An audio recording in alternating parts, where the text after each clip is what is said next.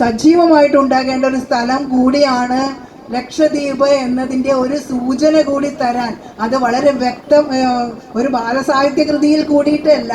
കാരണം ഇത്രയും സത്യസന്ധരമായിട്ട് 100% സത്യസന്ധരായിട്ട് മനുഷ്യനോട് ഇടപെടുന്ന ഒരു ജനതയെ വൈകാരികമായിട്ടോ മറ്റു തരത്തിലോ ഏതെങ്കിലും തരത്തിലോ നോവിക്കാൻ പാടില്ല എന്നൊരു സന്ദേശം കൂടിയിട്ട് സുതാര്യമായി ജീവിക്കുന്ന കലർപ്പില്ലാത്ത ജനതയെ അവരുടെ സംസ്കാരത്തിൻ്റെ പേരിലോ അവരുടെ ഭാഷയുടെ പേരിലോ മറ്റ് അതിർവരമ്പുകളുടെ പേരിലോ വേലിക്കെട്ടുകളുടെ പേരിലോ ഇനി നമ്മുടെ ഭരണഘടനയുടെ അമെൻമെന്റ്സിന്റെ പേരിലോ അങ്ങനെ ഒരു വേലിക്കെട്ടുകളിലൂടെ കൊണ്ടുവരരുത് എന്നുള്ളൊരു സാധൂകരണം പോലും അദ്ദേഹം ഈ കൃതിയിലൂടെ വളരെ വരികൾക്കിടയിലൂടെ അദ്ദേഹം എനിക്ക് തോന്നുന്നു അദ്ദേഹത്തിൻ്റെ ഒരു സമര തീക്ഷ്ണ ജീവിതത്തിൻ്റെ ഒരു പോരാട്ട മനസ്സിൻ്റെ കൂടി ഭാഗമായിട്ട് ആ ജനതയ്ക്ക് ഒരു ഐക്യദാർഢ്യം എല്ലാ അർത്ഥത്തിലും ഓരോ വരിയിലും ആ ഐക്യദാർഢ്യം പറഞ്ഞുകൊണ്ടാണ് അദ്ദേഹം ഓരോ സെന്റൻസും അവിടെ പറഞ്ഞു പോകുന്നത്.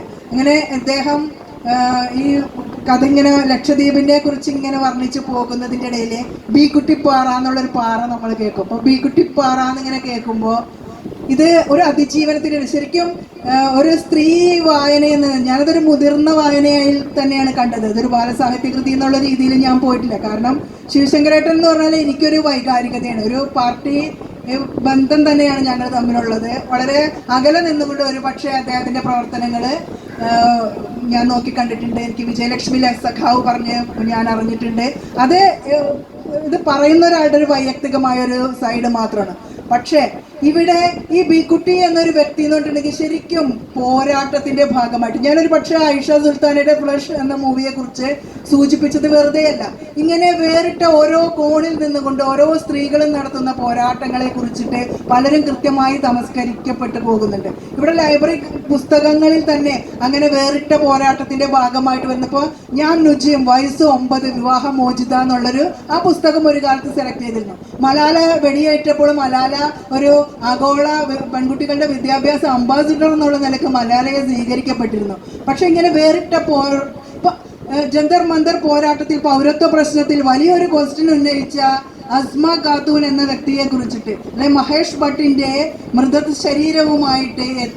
മൃതശരീരത്തിൽ റീത്ത് വെക്കാൻ എത്തിയ ഹിന്ദുത്വ ശക്തികളോട് നോക്കിയിട്ട് നിങ്ങളല്ലേ കൊന്നതെന്ന് ചോദിച്ച മഹേഷ് ഭട്ടിന്റെ പെങ്ങളെ കുറിച്ചിട്ട്, ഒരു പൊട്ട സഫ്ദർ ഹാഷ്മിയുടെ അമ്മയെ കുറിച്ചിട്ട്, ഗൗരി ലങ്കേഷിന്റെ അമ്മയെ കുറിച്ചിട്ട്, അല്ലെങ്കിൽ രോഹിത് വെമലയുടെ അമ്മ പറഞ്ഞ വാചകങ്ങളെ കുറിച്ചിട്ട്, അല്ലെങ്കിൽ ബൽക്കീസ് ബാനുവിന്റെ വിലാപങ്ങളെ കുറിച്ചിട്ട് ഇങ്ങനെ ഒറ്റപ്പെട്ടു പോകുന്ന ചില വിലാപങ്ങളുടെ നൊമ്പരം പോലെയാണ് ലക്ഷദ്വീപിലെ ഈ ബീക്കുട്ടിപ്പാറ തല ഉയർത്തി നിന്ന ആകൃതിയിലൂടെ ചില കാര്യങ്ങളൊക്കെ നമ്മളോട് വിളിച്ചു പറയാൻ ശ്രമിച്ചത്.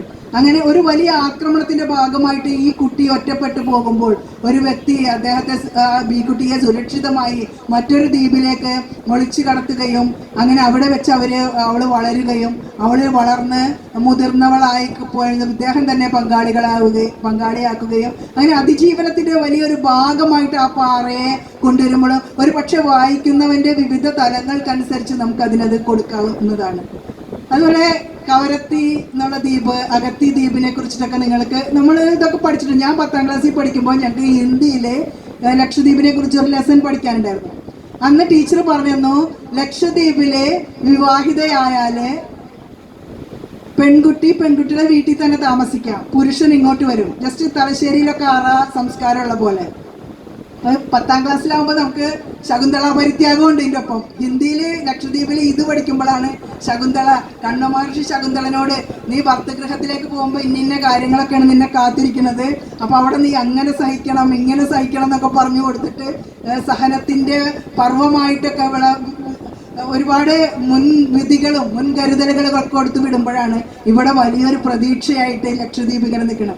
അപ്പം അന്നും വിചാരിച്ചത് ഞങ്ങൾ കുറേ ഫ്രണ്ട്സൊക്കെ പറഞ്ഞു എന്തെങ്കിലും കല്യാണം കഴിക്കുന്നുണ്ടെങ്കിൽ ലക്ഷദ്വീപിലുള്ള ആരെങ്കിലും ഇങ്ങനെ സുഖമാണ് അവിടെയൊക്കെ പോയിട്ടുണ്ടെങ്കിൽ സ്ത്രീധനവും വേണ്ടി വരില്ല അങ്ങനെ. പക്ഷെ അതൊന്നും നടന്നില്ല. പ്ലാൻ ചെയ്ത കാര്യങ്ങളൊന്നും പിന്നീട് നടന്നില്ലെങ്കിൽ കൂടി അന്നേ ലക്ഷദ്വീപ് ഒരു വൈകാരികതയാണ്.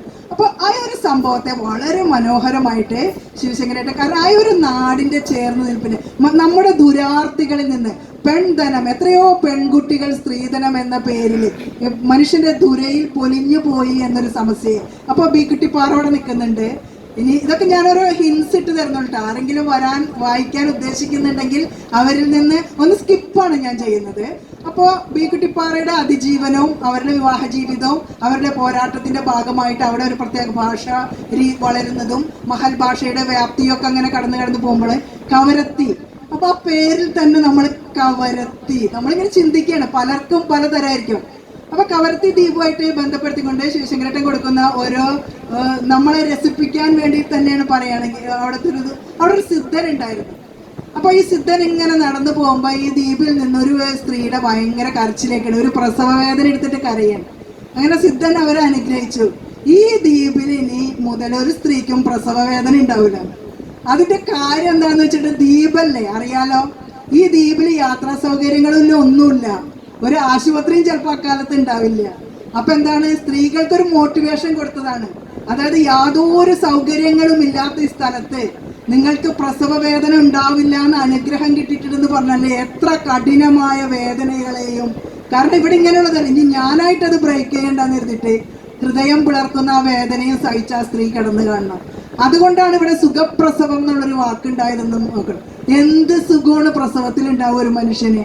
അപ്പോൾ സിസേറിയൻ പിന്നീട് വന്നപ്പോഴാണ് സുഖപ്രസവം എന്നുള്ളത്. അപ്പൊ അതായത് ചില പദങ്ങൾ വരുമ്പോൾ അതിനെ തള്ളി മാറ്റിക്കൊണ്ട് പല പദങ്ങളും കടന്നു വരുന്നത് പോലെ ഒരു സുതാര്യമായ ഭരണക്രമം നിലനിന്നിരുന്ന, വളരെ സുതാര്യമായ മനുഷ്യജീവിതം സാധ്യമായിരുന്ന ലക്ഷദ്വീപിന്റെ നൈസർഗികമായ ഒഴുക്കിലേക്ക് നമ്മുടെ ചില അമെൻമെന്റ്സ്, നമ്മുടെ ചില ഹിഡൻ അജണ്ടകൾ അധികാരത്തിന്റെ ദണ്ട് ഉപയോഗിച്ചുകൊണ്ട് അതിനെ സിസേറിയൻ ചെയ്യാൻ ശ്രമിക്കുമ്പോൾ അതിനെ എന്ത് വില കൊടുത്തുകൊണ്ടും അതിന്റെ സ്വാഭാവികമായ പിറവിയിലേക്ക് നയിക്കും.